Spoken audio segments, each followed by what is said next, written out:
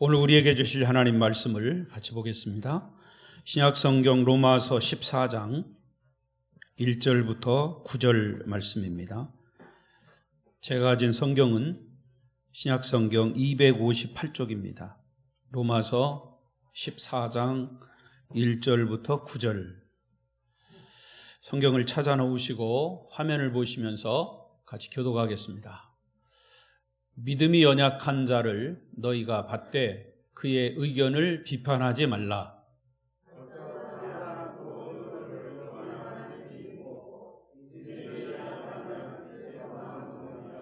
먹는 자는 먹지 않는 자를 업신여기지 말고 먹지 않는 자는 먹는 자를 비판하지 말라. 이는 하나님이 그를 받으셨습니다.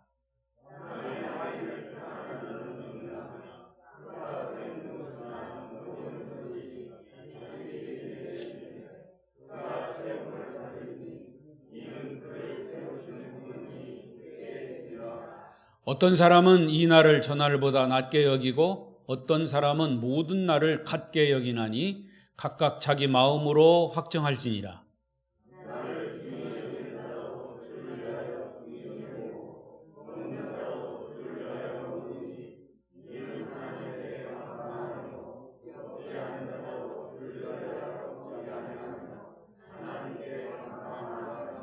우리 중에 누구든지 자기를 위하여 사는 자가 없고 자기를 위하여 죽는 자도 없도다.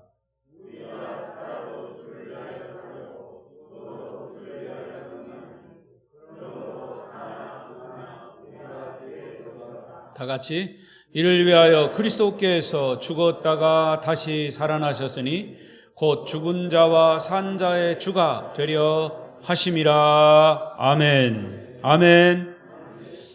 오늘 이 주시는 말씀이 여러분에게 큰 은혜와 또 도전이 되시기를 바랍니다.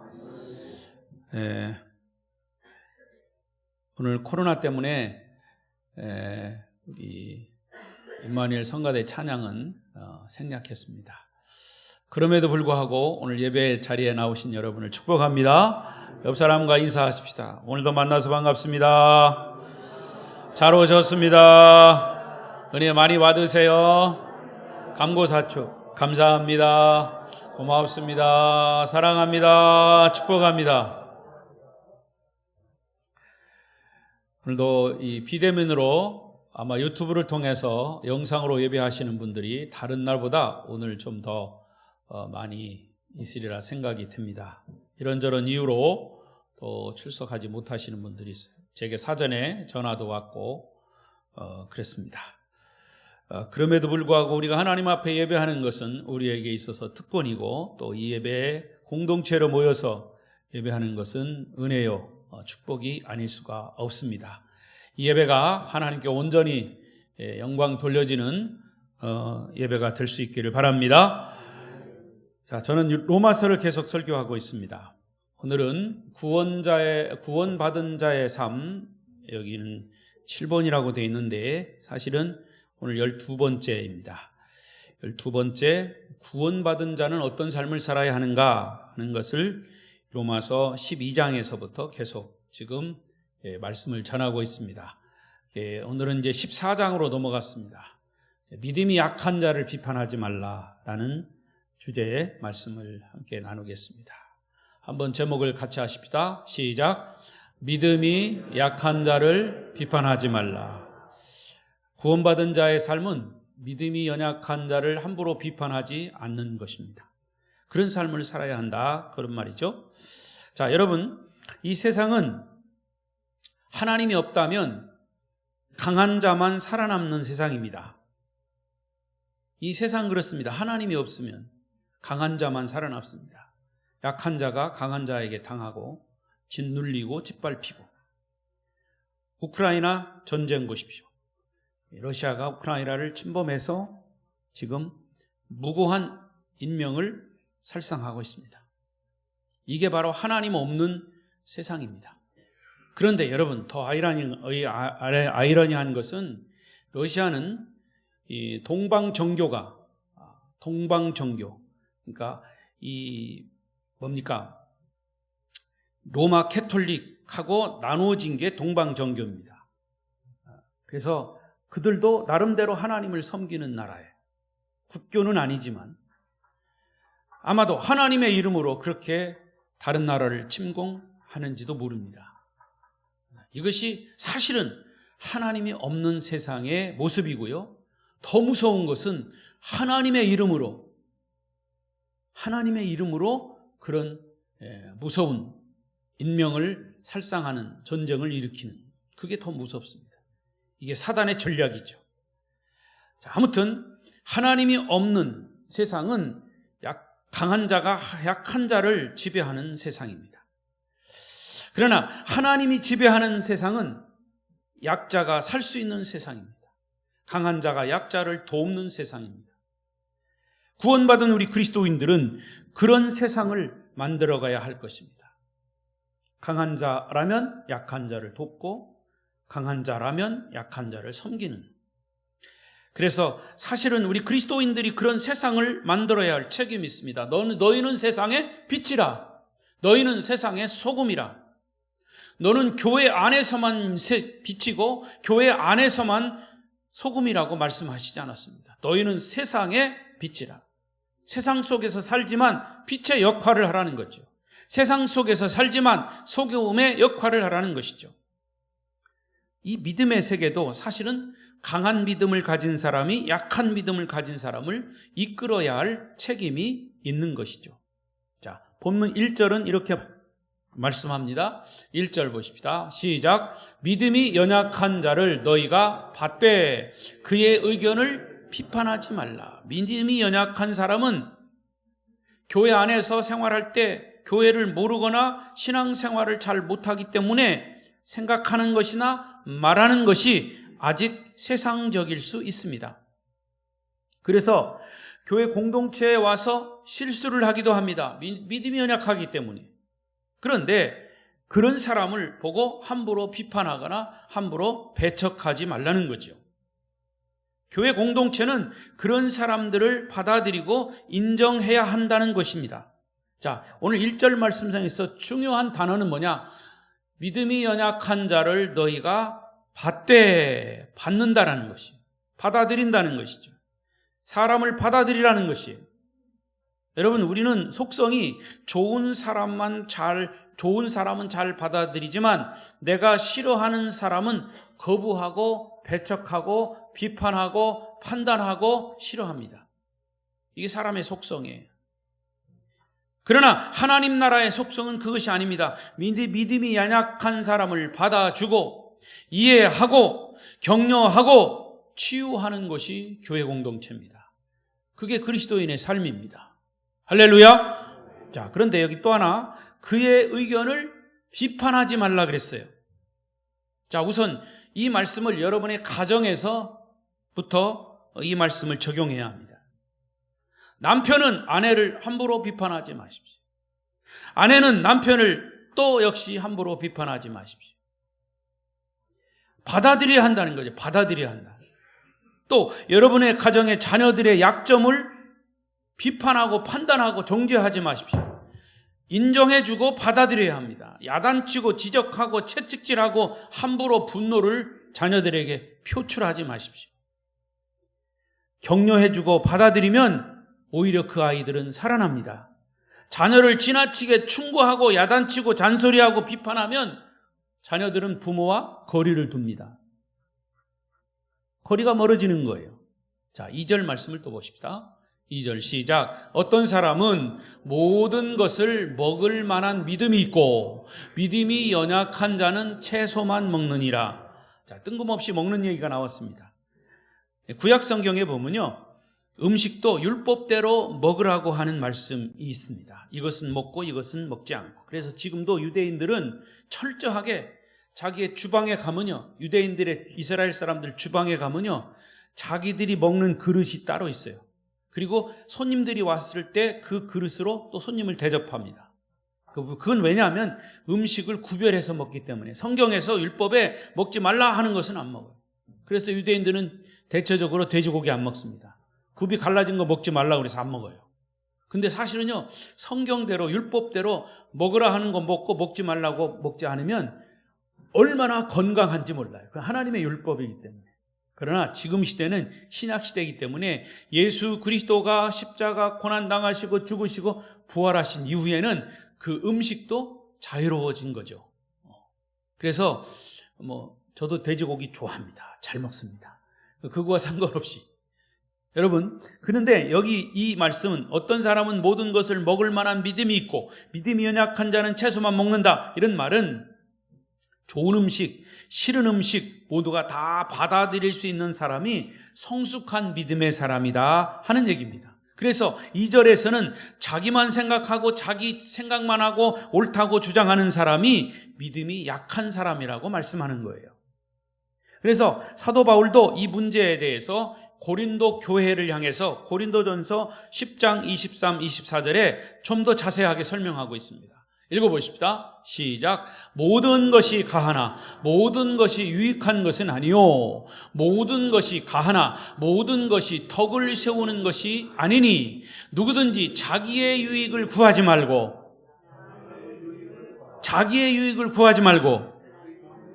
큰 소리로 하세요. 자기의 유익을 구하지 말고.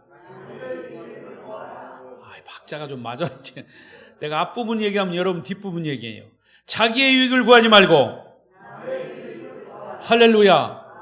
이렇게 말씀한 거예요. 자, 이 말은 믿음이 있는 사람들에게 말씀하는 거예요. 믿음이 있는 사람은 무슨 음식을 먹어도 시험이 되지 않아요. 그러나 어떤 사람은 그 음식을 먹으면 죄를 짓는 것 같아서 음식을 골라 먹습니다. 믿음이 연약한 사람일수록 그럴 수 있어요. 그럴 때 믿음이 있는 사람은 어떻게 해야 되냐? 나는 다 먹을 수 있지만 모든 것이 유익한 것이 아니고 모든 것이 덕을 세울 수 있는 것이 아니니 상대방에게 유익하지 않으면 나는 먹지 않겠습니다 라고 하는 태도를 가져야 한다, 믿음이 있는 사람은. 이것이 성숙한 믿음의 사람이라는 얘기죠.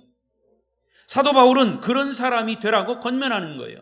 여러분, 누구든지 자기 유익을 구하지 말고 남의 유익을 구하고 내 기준으로 보지 말고 상대의 기준에서 보라는 말입니다. 저는 결혼식 주례할 때 언제도 말씀드렸지만 그런 얘기를 꼭 합니다. 아내는, 남편은 서로 상대를 이해하라. 이해라는 말은 영어로 understand예요. understand. 이 말은 두 가지가 합성된 겁니다. under, 밑에 서다, stand, 서다라는 말이에요. 이해는 상대방의 내가 밑에 서는 거예요. 상대방의 편에서 생각하는 거예요. 그게 이해입니다. 여러분, 상대방을 이해하고 상대방 편에 내가 서면 모든 문제는 해결되는 거예요. 자, 오늘 이 말씀의 핵심이 바로 그겁니다. 여러분, 예수 믿는 것은 음식 먹는 것보다 더 중요합니다. 진짜 믿음을 가진 사람은 예수님에게 관심이 있습니다. 우리가 어떤 일을 할 때 예수님이라면 어떻게 하실까? 이거에 더 관심이 있는 것이다, 그 말이에요. 어떤 청년이 목사님을 찾아왔어요. 나름대로 믿음이 있다고 하는 사람.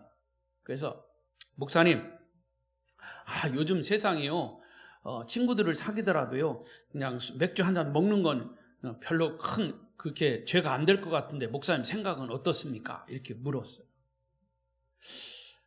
그 목사님이 무슨 대답을 해야 청년에게 맞는 대답일까? 그러니까 마침 이 목사님이 그 기간 중에 예수님이라면 어떻게 하실까라고 하는 책을 읽는 중에 있었어요. 그래서 목사님이 지혜를 발휘해서 그래? 그러면 자네가 친구들하고 술을 먹을 때 맥주잔을 딱 놓고 예수님이라면 어떻게 하실까라고 하는 생각을 가지고 그 생각에 답을 얻어서 술을 먹든지 안 먹든지 하라, 이렇게 답을 줬다는 얘기입니다. 자, 여러분, 예수님이라면 어떻게 하실까라고 하는 책이 있습니다. 인터넷에 치면 바로 나와요. 사서 읽어보시든지 인터넷에 한번 보시든지 하세요. 그러면 여러분의 삶의 철학을 거기서 배울 것입니다. 예수님은 어떻게 하셨을까? 자, 여러분, 예수님이라면 여러분 3월 9일 날 어떤 대통령 후보를 선택하실까? 여러분 생각은 어떠십니까? 예수님이라면 성경에 예수님께서 말씀하신 삶의 기준이 있어요. 평소에 성경을 보면, 복음서에 보면 사도 바울이 얘기한 일반 서신에 보면 예수님은 이런 말씀을 하셨고 이런 삶을 사셨다. 예수님의 삶의 기준이 있습니다. 예를 들면 산상수훈의 말씀이라든지 하나님을 의지하라든지 이웃을 내 몸과 같이 사랑하라든지 정직하게 살라든지 남을 섬기라든지 등등 이런 평소에 예수님이 말씀하신 대로 사는 사람을 대통령으로 예수님은 선택하지 않으셨을까?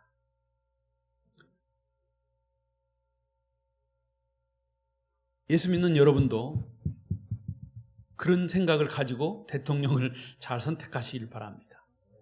믿음이 없는 사람들은 형식을 중요합니다.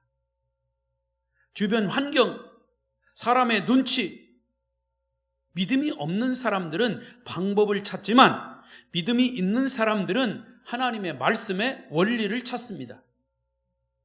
원리를 먼저 찾다 보면 방법은 당연히 따라오는 겁니다. 방법은 다양하게 바꿀 수도 있습니다. 그릇은 중요하지만 이 그릇의 역할은 무엇입니까? 물을 담아 먹는 거예요. 음식을 담아 먹는 거예요. 그래서 깨끗한 물이 담겨 있기 때문에 제가 지금 물을 한 잔 마시는 거죠. 중요한 것은 중요한 것이 무엇인지를 먼저 생각하고 그 다음에 선택하는 것은 매우 중요한 우리 믿음의 사람들의 역할인 것입니다. 이것이 성숙한 믿음의 사람들의 모습인 거죠. 고린도전서 10장에서는 계속해서 재미있는 말씀을 하십니다. 만일 불신자 중에 어떤 사람이 여러 가지 음식을 차려놓고 신자에게 밥을 먹자고 하면 묻지 말고 그냥 먹으면 되는 거라는 얘기죠. 자, 제사 음식이 올라왔어도 묻지 말고 먹으라는 거예요. 왜냐하면 그 사람을 구원하기 위함이기 때문에 불신자하고 음식을 먹을 때 물론 그 음식 중에 술과 담배 이런 것들 먹지 말라 하는 것은 참고를 해야 되겠지요. 그거와 상관없이 불신자하고 음식을 먹을 때 그 사람을 구원하기 위해서 먹으라는 거죠. 자, 사도 바울은 겐그레아라고 하는 곳에서 머리를 다 깎았어요. 스님처럼 머리를 다 깎았어요. 이것은 머리를 다 깎을 필요가 있기 때문에 머리를 깎은 거예요. 상대방을 구원하기 위해서 그렇게 하라는 거예요. 요즘은 저도 이제 이해를 합니다만은 한동안은 젊은이들이 교회 청년들이 머리색을 요란하게 물들이기 시작할 때 굉장히 혐오감을 준다고 생각하고 교회에 오려면 염색하지 말고 오라. 저도 그렇게 얘기했었어요. 그런데 사실은 젊은이들의 문화를 이해한 후에는 그래서 제가 허락했죠. 자, 어느 책을 보니까 젊은이들이 교회를 떠나는 이유 중에 하나가 뭐냐? 교회를 떠나는 젊은이들. 왜 교회를 떠나느냐는 거예요. 그 중에 이유 중에 하나가 교회에 오면 어른들이 소위 꼰대들이라서 젊은이들을 이해해주지 않고 꾸중만 하고 책망만 하기 때문에 교회를 떠난다는 거예요. 또 어른들은 생각할 때 그 청년들이 미워서가 아니라 어른들의 기준에 볼 때, 어른들의 생각에 볼 때 그 젊은이들을 이해하지 못하고 자기들의 옛날 신앙생활하던 거, 옛날 그 기준에서 자꾸 청년들을 배척한다는 거예요. 그래서 청년들이 교회를 떠난다는 거죠. 너무 율법적으로 지적하기 때문에 젊은이들이 숨을 쉴 수가 없다는 겁니다. 예수님은 요한복음 8장 32절에 진리를 알지니 진리가 너희를 자유케 하리라 그랬어요. 여러분, 진리는 복음이죠. 복음 안에서 우리는 자유로워야 돼요. 물론은 방종하라는 얘기가 아닙니다. 그 복음 안에서의 자유는 엄연한 질서가 있습니다. 영적인 질서도 있고 모든 삶의 윤리와 도덕이 다 그 안에 있습니다. 그러나 복음 안에서 자유롭다는 거죠. 여러분, 신앙에서의 최고의 꼭지점이 뭐냐? 자유입니다. 예를 들어서 여러분, 미신을 섬기는 우리나라 문화 속에서 장례식을 하더라도 뭘 그렇게 따지는 게 많아요. 이사를 하더라도 뭘 손이 있는지 없는지 난 그건 잘 모르겠는데 그런 날을 따집니다. 자유롭지 않아요. 그러나 복음 안에서 예수 믿는 사람들은 장례식을 하든지 뭘 하든지 다 자유로워요. 시간에 상관없어요. 낮에 하든지 밤에 하든지 화장을 하든지 매장을 하든지 중요하잖아요. 그것이 모두가 다 자유입니다. 복음 안에서의 자유. 특히 이 자유는 영적인 자유함을 말하는 것이죠. 상대방의 틀린 것을 계속 지적해도 그 사람은 고치지 않아요. 믿음이 약한 사람을 비판하지 말고 받아들이라는 겁니다. 그가 복음을 깨닫고 예수 그리스도를 깨닫게 되면 자연히 믿음을 갖게 되고 변화를 일으킨다는 거죠. 제가 어떤 불신자의 가정에서 밥을 먹게 되었다고 가정하십시다.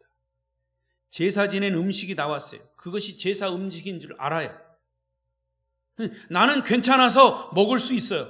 그런데 같이 동행한 사람들이 볼 때 아니 목사님이 어떻게 제사 음식을 잡수시면 안 되잖아요 라고 시험에 들 것 같으면 먹지 말라 그 말이에요.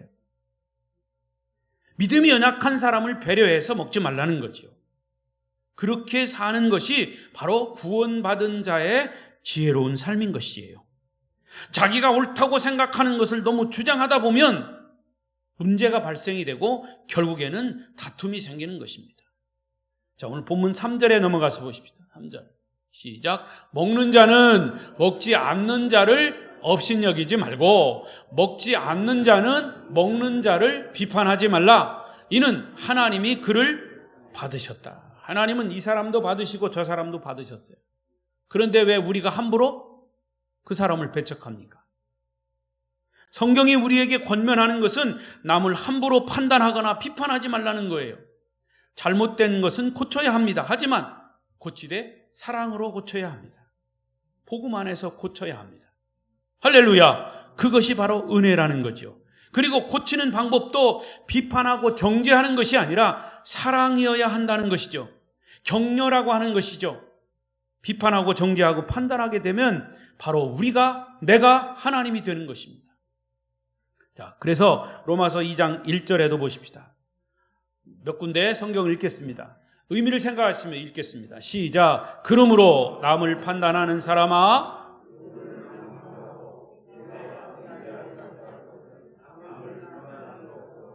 내가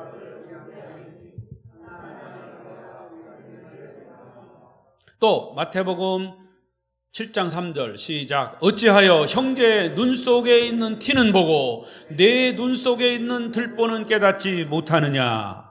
다시 본문 4절 시작. 남의 하인을 비판하는 너는 누구냐. 그가 서 있는 것이나 넘어지는 것이 자기 주인에게 있음에 그가 세움을 받으리니 이는 그를 세우시는 권능이 주께 있음이라. 주님은 자꾸 세우시는데 너는 왜 자꾸 허물고 있느냐는 얘기예요. 여러분은 직장에서나 학교에서나 가정에서 삶의 현장에서 이웃을 허무는 자입니까? 세워주는 사람입니까? 남을 세워주는 사람이 진정한 그리스도인이라 그 말이에요. 만약 잘못된 것이 있다면 결국은 하나님이 허무십니다. 내가 허문다고 허물어지지 않아요. 정말 잘못되면 하나님이 허무셔요. 여러분은 사랑만 하십시오. 어떤 사람을 만나든지 그 사람의 좋은 것만 얘기하십시오. 여러분은 칭찬하고 격려하고 축복하는 사람이 되십시오. 털어서 먼지 안 나는 사람이 없다고 그랬습니다. 남의 잘못을 들추는 일에 너무 민감할 필요 없어요. 남의 잘못을 들추는 일에는 둔하십시오.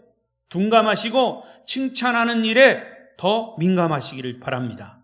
하루에 한 번 자녀를 축복하라. 그런 책이 있어요. 하루에 한 번 자녀를 축복하라. 그 책에 보면 부모의 사랑을 먹고 부모의 용서를 먹고 자라는 자녀들은 나중에 성인이 되면 남을 사랑하고 용서하고 그리고 그들은 삶의 여유를 가지고 남을 배려하는 삶을 산다는 겁니다. 사람은 실수를 하며 삽니다. 완전한 인간은 없어요. 따라서 누구나 사랑을 받아야 하고 용서를 받아야 하고 격려를 받아야 합니다. 선악과를 따먹은 인간들은 모두가 시비 걸고 비판하고 판단하고 정죄하고 분노하고 불안해합니다. 싸우기를 좋아합니다. 선악과를 따먹은 인간들이. 애들이요, 유치원에 가서 공동체 생활하면서 제일 먼저 배우는 게 욕이라고 합니다. 욕. 그러나 우리 그리스도인들은 선악과 대신 무슨 열매를 먹었냐? 생명나무 열매를 먹었어요. 여러분, 에덴 동산에는 두 나무가 있었습니다. 선악과와 생명나무. 근데 사람들은 선악과만 얘기하지, 아담이 따먹은 선악과만 얘기하지, 거기에 생명나무 열매에 대한 얘기는 잘 안 합니다. 많은 먹을 것들을, 좋은 것들을 많이 에덴 동산에 하나님이 만들어 놓으시고 선악과를 만들어 놓으셨어요. 그건 사람들의 의지, 이것을 사실은 테스트하기 위한 것이었어요. 선악과 외에 더 좋은 것들, 더 많은 것들이, 특히 생명나무가 있었습니다. 신약으로 얘기하면 생명나무는 예수 그리스도입니다. 생명나무 열매는 예수 그리스도. 그리스도인들은 선악과 대신 생명나무 열매를 먹어야 합니다. 생명나무 열매를 먹으면 미운 것이 보이지 않아요. 정죄할 것이 보이지 않아요. 비판할 것이 보이지 않아요. 오히려 생명나무 열매를 먹으면 사랑하고 용서하고 축복할 것만 보입니다. 할렐루야! 오히려 사랑하고 축복하고 용서하는 것. 그래서 생명나무 열매를 먹은 사람들의 모습, 그것이 그리스도인들의 모습이에요.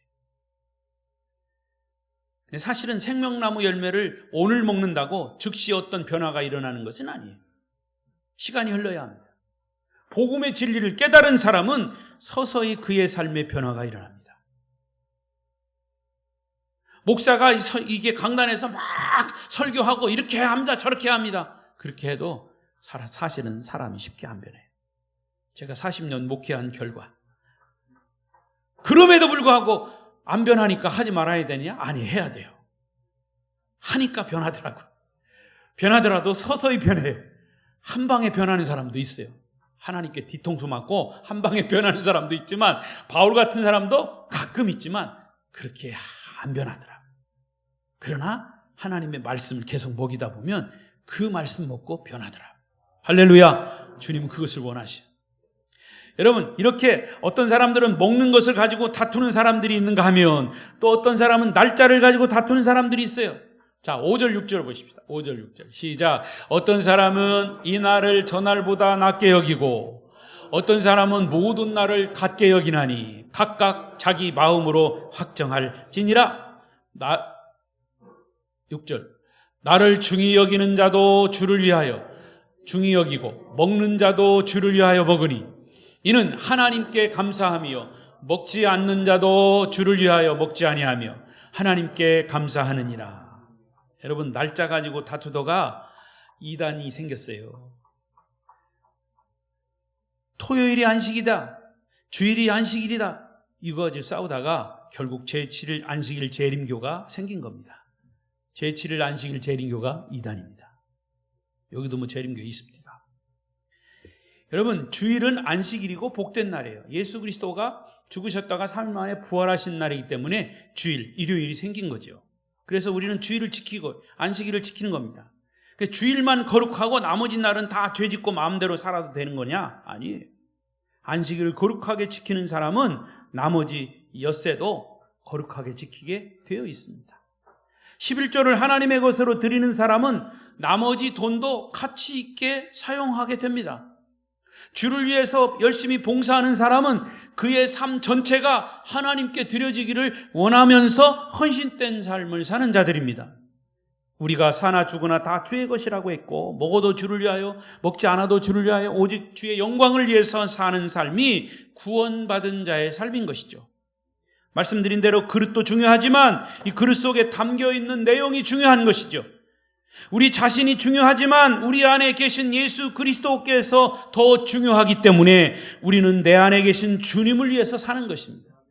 할렐루야. 자, 결론적으로 오늘 7절 8절을 다시 보겠습니다.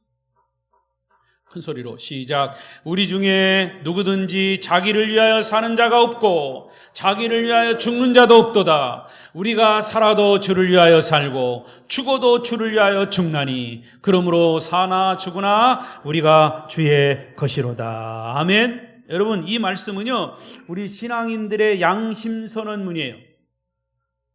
신앙인의 양심선언문. 이 선언문에 저촉이 되지 않는 동기, 저촉이 되지 않는 목적을 가지고 사는 일이라면 무엇이나 순수하고 아름다운 것이죠. 그래서 이 말씀은 구원받은 자녀들은 꼭 기억해야 할 말씀이에요. 우리는 사나 죽으나 주를 위하여.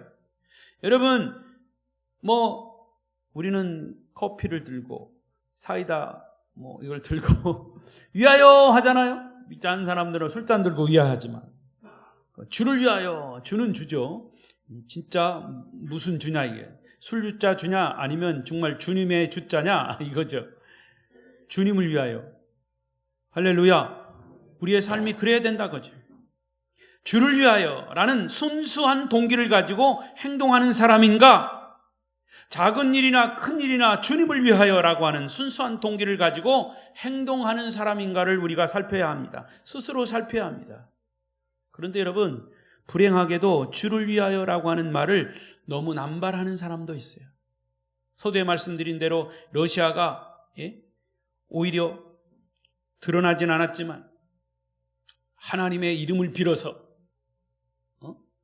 우크라이나를 침공하고 사람들을 죽이고 전쟁을 일으키는 것, 이게 얼마나 무서운 범죄인지 몰라요. 과거에 나치가 그랬습니다. 나치. 독일이 이 종교가, 이 기독교가 아주 확산되어 나갈 때입니다. 하나님의 이름을 위하여 유대인들을 죽인다는 거예요. 유대인들은 예수를 십자가에 못 박았기 때문에 당신들은 죽어야 된다는 거예요. 유대인들의 600만 학살, 그것이 사실은요, 그 배후의 나치의 그 사상을 보면 하나님의 이름을 가지고 그들을 죽였습니다. 엄청난 큰 범죄죠. 그래서 이 주를 위하여 혹은 교회를 위하여라는 말을 이제 교회 안에서도 자주 들고 나옵니다. 그래서 오히려 많은 사람들에게 피해를 입히고 상처를 줍니다. 그것이 문제죠. 자기만 주를 위한다고 생각하는 것만큼 무서운 독소는 없는 겁니다. 제가요, 전에 심호하던 어느 교회에 처음 부임하고 약 1년 정도 지났을 때 교회 중직자 되는 분이 저를 만나자고 해서 제가 그분이 근무하는 곳으로 찾아갔었습니다. 그랬더니 저를 만나는 그 자리에서 본인이 적은 종이 쪽지를 딱 내어놓으면서 일장 연설을 하시는 거예요. 내용인즉슨 제가 교회에 부임해서 1년 동안 한 설교 중에 잘못 말한 거, 단어를 잘못 사용한 거, 설교 중에 유머스럽게 말한 거 등등 근 1시간 동안 여러 가지 사항들을 쭉 말씀했습니다. 거기까지는 그냥 제가 받아들일 수 있었는데, 그런데 그 다음 말이 저에게 굉장히 충격을 줬어요. 이 모든 사실은 오직 교회를 위하고, 그리고 목사님이 이 교회에 오랫동안 심호하기 위해서 드린 말씀이었다는 겁니다. 여러분, 이런 일이 과연 교회를 위하고 목사를 위한 일일까요? 그 다음은 여러분들이 판단해 보십시오. 구원받은 주님의 자녀들의 신앙생활의 동기는 항상 순수해야 하고 목적도 순수해야 합니다. 각자의 신앙 양심에 따라 옳다고 생각하는 일이라도 수시로 체크해야 됩니다. 정말 이것이 주를 위한 것인가, 주를 위한 것인가, 하나님을 위한 것인가, 교회를 위한 것인가, 우리의 행동을 점검해야 한다, 그 말입니다.